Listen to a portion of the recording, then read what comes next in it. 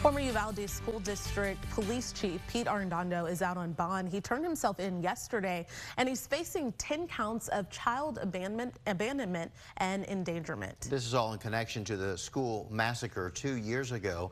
A former school police officer, Adrian Gonzalez, faces the same charges. Gonzalez was one of the first officers to enter the school, according to a House Investigative Committee report. The indictments for Arredondo and Gonzalez are the first charges since the deadly shooting at Robb Elementary School. And in a statement after the news broke, the Uvalde Foundation for Kids said the indictment is a step in the right direction toward accountability. The statement went on to say, quote, "Our foundation can only collectively hope that true justice will be found, complete with an actual prosecution of Arredondo." The teenager gunman killed 19 children and 2 teachers. Law enforcement has been widely criticized for the response. It took nearly 400 officers from different agencies almost 80 minutes to confront the shooter.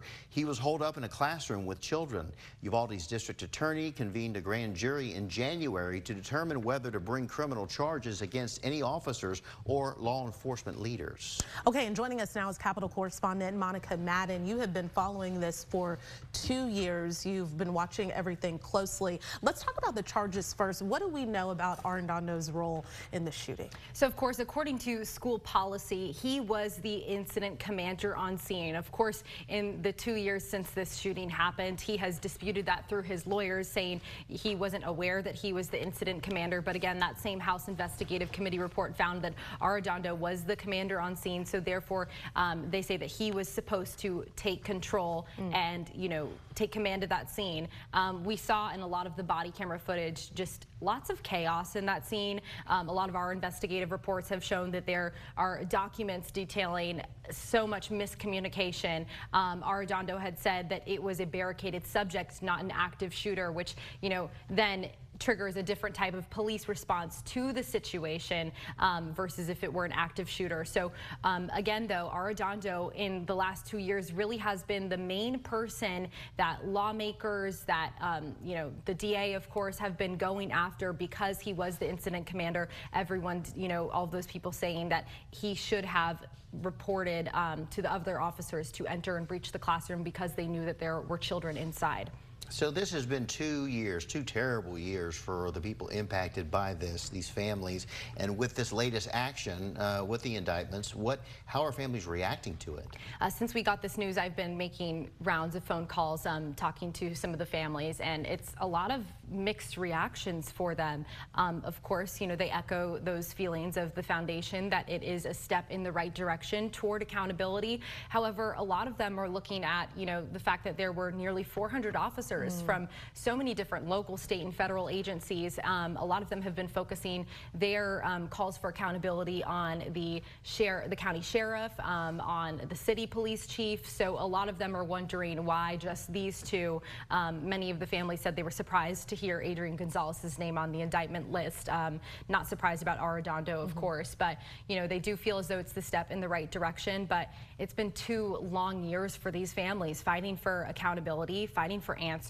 Keep in mind, we still haven't seen all of the body camera footage. All of the records are still kind of being tied up, I think, partially because of this grand jury. So it's complicated. And at the end of the day, this type of, criminal culpability is not going to bring their children back. And that's the saddest reality of this all. Yeah, and you referenced the other officers who were there. You also referenced the surprise that the families had about Adrian Gonzalez. Has he been booked yet? What's the status there? No, not yet.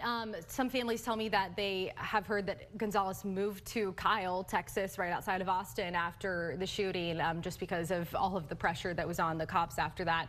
So they're saying that they're hearing he is going to turn himself in today. There have been reports that the Texas Rangers have been working with Arredondo and Gonzalez to turn themselves into Uvalde County Jail. So that's what we're waiting to hear from my sources in Uvalde. With all of these officers, as you mentioned, that were involved, 400 involved, of course, many of them, following orders from their superiors. Do you anticipate, what does your gut tell you about whether more charges might be coming to other agencies? It's really hard to say, Mike. One officer comes to mind in terms of accountability that's been on hold. My colleague Dalton Huey and I did an extensive investigation last year about Texas Ranger Ryan Kindle, who has been suspended pending termination for quite some time now. I want to say almost a year and a half or so.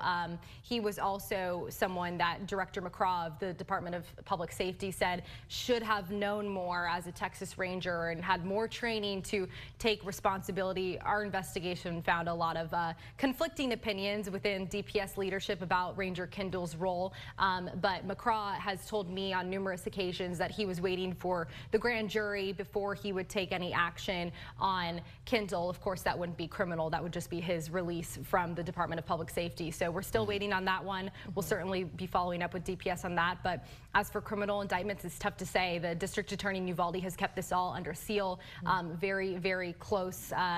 Under her watch throughout this process, I think, to protect the information.